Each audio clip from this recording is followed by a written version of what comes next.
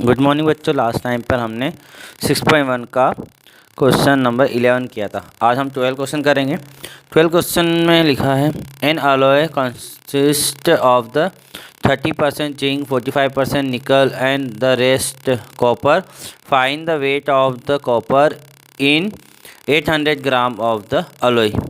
मतलब जो धातु है जिसमें जिंक भी मिला हुआ है 30%, निकल 45 पे और बाकी कॉपर मिला हुआ है, तो वो जो अलॉय है उसका जो वेट है वो कितना है 800 ग्राम है। तो उस 800 ग्राम में से कॉपर का वेट पता करना है, वेट ऑफ कॉपर हमें निकालना है। तो बच्चों पहले तो हम कॉपर का परसेंटेज निकालेंगे कि कॉपर एक्चुअल में कितना परसेंट उस मेटल के अंदर है। ठीक है, तो हम इस क्वेश्चन को सॉल्व करते हैं। Question number 12, percentage of copper निकाला तो ओवरऑल क्या होता है 100%। 100% मेटल में से माइनस करेंगे हम जिंक और निकल। तो जिंक कितना 30% और निकल 45, तो इन दोनों को प्लस करके माइनस कर रहे हैं, तो दोनों का सम जो हुआ वो 75। अब 100 में से 75 माइनस किया तो 25% जो बचा है वो परसेंटेज ऑफ कॉपर है। मतलब कॉपर का परसेंटेज हमने निकाल दिया। अब हम क्या निकालेंगे, वेट निकालेंगे। तो वेट ऑफ कॉपर निकालेंगे तो कॉपर किस में है 25% है, किसके अंदर, मेटल के अंदर। मेटल का वेट कितना है 800 ग्राम।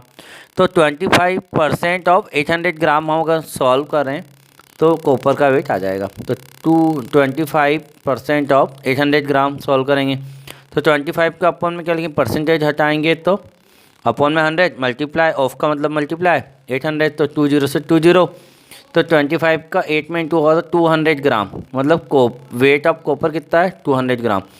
तो there for the weight of copper is 200 gram. तो ये हमारा क्वेश्चन कंप्लीट हो गया। सिंपल क्वेश्चन था। नेक्स्ट क्वेश्चन देखते हैं। क्वेश्चन नंबर 13 हमारे पास है in a balance diet the component are. अगर हम कोई भी खाना खाते हैं तो उसमें सारी चीज़ें होती है, प्रोटीन, फैट, कार्बोहाइड्रेट, ठीक है, मिनरल्स। तो जो हम बैलेंस डाइट खा रहे हैं उसमें प्रोटीन कितना परसेंट है 12%, फैट 25%, कार्बोहाइड्रेट 63%। तो find the amount of the in the calorie of the each of the component. मतलब अमाउंट ऑफ कैलोरी कि कौन कितने परसेंट कैलोरी हमें एनर्जी देता है। ठीक है, तो ये जो कंपोनेंट है इससे हमें कितनी एनर्जी मिलती है, तो जितना इनका परसेंटेज होगा उतनी एनर्जी मिलेगी।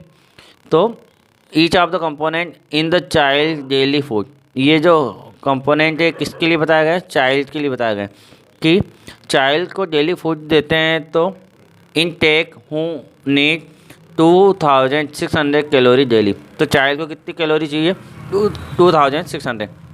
तो अगर उसका 12% निकालें तो वो प्रोटीन से एनर्जी मिल रही है, फैट से मिल रही है, कार्बोहाइड्रेट से मिल रही है। तो हम इसको सॉल्व करके पता करते हैं कि कितनी एनर्जी हर कंपोनेंट दे रहा है। तो अमाउंट ऑफ प्रोटीन निकाल रहे हैं इन कैलोरी, मतलब प्रोटीन से कितनी कैलोरी मिलती है, कितनी एनर्जी मिलती है। तो 12% ऑफ किसका होगा, टोटल का। टोटल कितनी कैलोरी है 2600, तो 12% ऑफ 2600, तो 12/100 क्योंकि परसेंटेज को हटाएंगे तो 100 मल्टीप्लाई 2600, तो 20 से 20, 26 का इंटू 12 में किया तो 312 कैलोरी। तो प्रोटीन से कितनी कैलोरी मिलती है 312। इसके बाद next the amount of in calorie of fat. Fat जो होता है उससे कितनी कैलोरी मिलती है, तो 25% ऑफ द 2600, तो 25/100 मल्टीप्लाई 2600 की 20 से कट, तो 25 का 26 में इंटू हुआ तो 650 कैलोरी मिल रही है हमें फैट से, मतलब तेल वगैरह से, है ना। अब तेल और घी की कैलोरी निकाल ली हमने। इसके बाद the amount of in calorie of carbohydrate.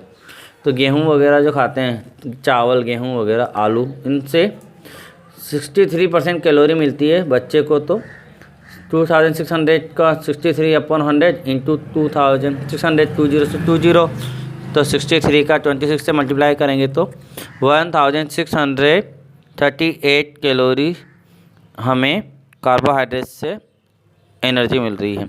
तो ये हमारे सारे कंपोनेंट के अलग अलग हमने अमाउंट ऑफ कैलोरीज बता दिए हैं। तो ये क्वेश्चन ओवर हो गया।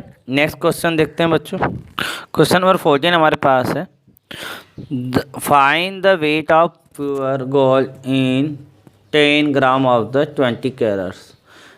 It is given that the 24 carats gold is 100% pure gold. मतलब इसका कहना है कि शुद्ध जो सोना है वो अगर आप लेके आते हो तो 10 ग्राम अगर सोना है 20 कैरेट्स का, तो ये बता रखा है ना कि 20 कैरेट्स अगर आप सोना लेके आते हो 10 ग्राम, तो उसका वेट कितना होगा। अगर 100% जो है 100% प्योर गोल्ड जो है वो कितने का होता है, 24 कैरेट का होता है। तो 24 कैरेट का तो 100% प्योर होता है, लेकिन अगर 24 से 20 अगर हमने कर दिया तो 10 ग्राम में कितना परसेंट प्योर है, कितना परसेंट शुद्ध सोना बचेगा, वो हमें निकालना है। ठीक है, तो सॉल्व करते हैं हम। तो 24 कैरेट्स में 100% प्योर गोल्ड है ना। तो शुद्ध सोना कितना है, 100% प्योर गोल्ड। अब हमें पता है अगर 10 ग्राम का 24 लाएंगे कैरेट्स का लाएंगे तो 10 ग्राम ही उसमें सोना रहेगा, लेकिन हमें कितने कैरेट्स का लाना है, 20 कैरेट्स का। तो सबसे पहले हम कैरेट्स को चेंज करेंगे। तो 24 से हम 1 निकालेंगे तो ये यूनिटी रो लग गया। तो जब ज़्यादा से एक निकालते हैं तो वो संख्या कहाँ जाती है, डिवाइड में। तो 100/24% बचा। फिर 1 कैरेट से 20 कैरेट्स का गोल्ड लेना है, तो एक से जब ज़्यादा निकालते हैं तो वो संख्या मल्टीप्लाई में जाती है। तो 100/24 मल्टीप्लाई 20। अब यहाँ पे हमने कट कर दिया, तो ये परसेंटेज का सिंबल हटा के हमने क्या किया, इसको अपॉन में ले लिया। तो हमने इसको फ्रैक्शन में बना लिया है ना। तो अपॉन में 100 लिया तो कट करें तो 100 से 100 कैंसिल और 4 से कैंसिल, 4 5 जा 20 और 4 6 जा 25। मतलब 5/6 फ्रैक्शन में शुद्ध सोना बचा है, प्योर गोल्ड बचा है। ठीक है, 24 कैरेट्स। अब 24 कैरेट्स कितने ग्राम लेना है, तो 10 ग्राम लेना है। तो 10 का इंटू हो जाएगा किसमें, 5/6 में। तो 50/6 ग्राम, 50/6 में हम दिया गया तो 8.33 ग्राम। मतलब 10 ग्राम में जो गोल्ड है वो कितने ग्राम है, 8.33 ग्राम प्योर गोल्ड है, ये शुद्ध सोना बचेगा। तो उसने ये पूछा था कि 10 ग्राम में कितना प्योर गोल्ड आपके पास शुद्ध सोना बचेगा। तो ये आपका कंप्लीट हो गया क्वेश्चन। नेक्स्ट क्वेश्चन देखते हैं। क्वेश्चन नंबर 15 हम नहीं करने वाले हैं, क्वेश्चन नंबर 16 सॉल्व करेंगे और 17 भी हम नहीं करेंगे। मतलब इस एक्सरसाइज का हम लास्ट क्वेश्चन सॉल्व कर रहे हैं 16। ठीक है, फिर नई एक्सरसाइज स्टार्ट करेंगे 6.2, उसमें प्रॉफिट और लॉस की बात करेंगे। तो पहले हम क्वेश्चन नंबर 16 सॉल्व कर लेते हैं। If Rashmi's income is 60% more than that of Salu's. ठीक है, तो रश्मि की जो इनकम है वो 60% ज़्यादा है इससे, सालू से। What percent is Salu's income less than the Rashmi income. तो सालू की जो इनकम कम है रश्मि से, वो कितने परसेंट है रश्मि की इनकम से, वो हमें निकालना है। मतलब रश्मि की इनकम ज़्यादा है 60%, सालू की कम है। तो सालू की पहले तो कितनी कम है हम ये दिखेंगे, रश्मि से कितनी कम है, और जितना भी कम आंसर आएगा सालू का उसको रश्मि के इनकम के साथ परसेंटेज निकालेंगे। इस तरीके से हम क्वेश्चन सॉल्व करने वाले हैं। सॉल्व करते हैं। सबसे पहले हम सालू की इनकम मान लेते हैं। तो लेट सालूस इनकम बी ₹X। माना कि सालू की इनकम क्या है, X है। तो रश्मि की इनकम क्या है, ज़्यादा है, किससे ज़्यादा है, सालू से।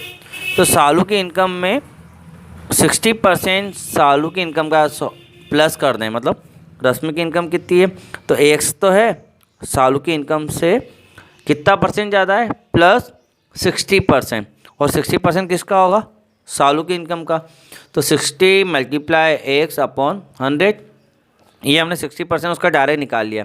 जैसे हम करते हैं ना 60% ऑफ X, तो हम 60% ऑफ X करेंगे तो क्या आएगा, 60X/100। तो हमने वो डायरेक्ट यहाँ पे लिख दिया कि ये सालू की इनकम है और सालू की इनकम का 60% ये होता है। तो ये दोनों जब प्लस हो जाएंगे तो ये रश्मि की इनकम आ जाएगी। तो यहाँ पर हम 100 का इंटू X में होगा, क्योंकि यहाँ पर हम क्या करेंगे, अपॉन में 1 लेंगे। ठीक है, तो यहाँ पे जब 1 लेंगे तो 100 का इंटू X में होगा तो 100X, और 1 का इंटू 60 में होगा 60X। तो 100 + 60 क्या होगा, 160 एक्स अपॉन में 100, क्योंकि नीचे तो मल्टीप्लाई होता है, ऊपर क्रॉस इंटू होता है, तो ये हमने थोड़ा सा डायरेक्ट लिखा है। यहाँ पे आप एक स्टेप बढ़ा सकते हो, प्लस वाली जो हम पहले कर चुके हैं, फ्रैक्शन का प्लस कैसे करते हैं तो आप जानते हो। तो यहाँ पे इसको सॉल्व करोगे तो 160/100 एक्स आ जाएगा। ठीक है, ये एक्स ऊपर की तरफ है ना, 160 के साथ है, हमने इसको बीच में लिखा है। अब 0 से 0 कट कर दी तो 16x अपॉन 10, ये हमारा क्या आया, रश्मि की इनकम आ गई। अब सालू की इनकम कितनी लेस है, कितनी कम है, तो उसके लिए हम डिफरेंस निकालेंगे, difference in the income of the Rashmi's and Salu. तो सालू की इनकम कितनी कम है रश्मि से, तो रश्मि की इनकम पहले हमने लिखी 16x अपॉन 10 माइनस सालू की कितनी है x, तो इसके अपॉन में क्या ले लिया हमने 1।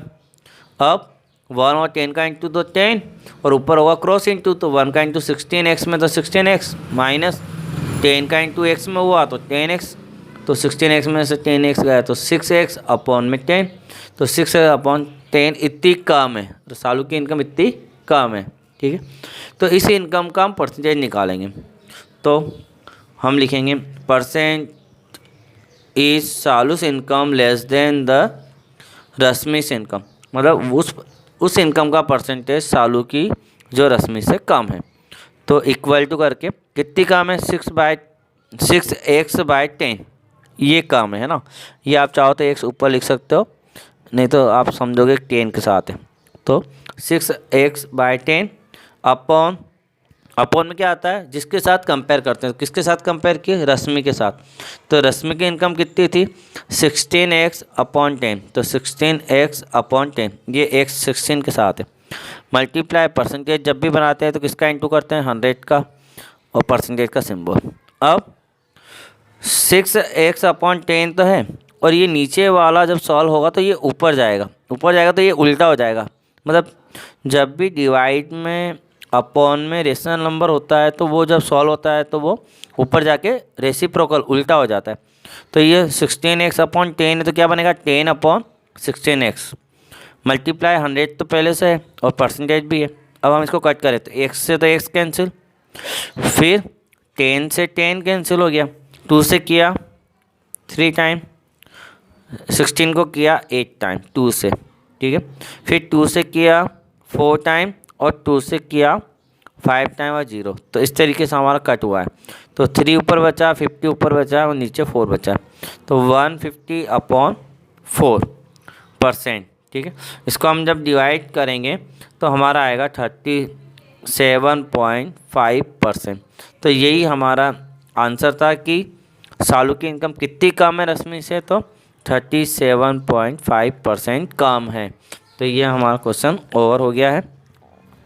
नेक्स्ट टॉपिक हमारा आ गया है प्रॉफिट एंड लॉस। प्रॉफिट और लॉस आपको पता है, कब कोई भी चीज़ अगर हम खरीदते कम में हैं और ज़्यादा में बेचते हैं तो हमें प्रॉफिट होता है, और ज़्यादा में खरीदते हैं और कम में बेचते हैं तो हमें लॉस होता है। ठीक है, तो ये प्रॉफिट लॉस तो आप लोग जानते हो।